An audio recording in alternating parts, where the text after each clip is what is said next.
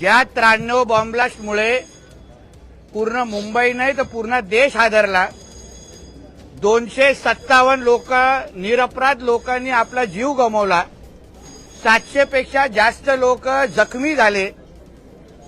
मुंबईच्या विविध ठिकाणी प्रामुख्याने सेना भवनच्या बाहेर पण बॉम्बलास्ट केला गेला, सेना भवन उडवण्याचा कट रचला गेला। त्या बॉम्बलास्टचा मुख्य आरोपी दाऊदचा जवळचा साथीदार सलीम कुत्ता, हा सलीम कुत्ता आज जन्मठेपेच्या शिक्षेवर आज जेलमध्ये आहे।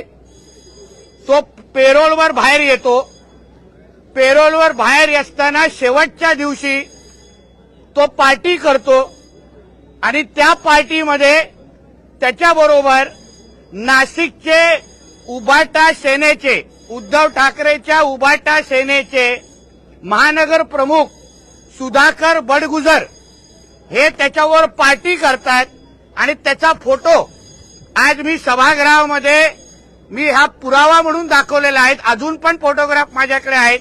हा सलीम कुत्ता आहे आणि हा सुधाकर बडगुजर आहे।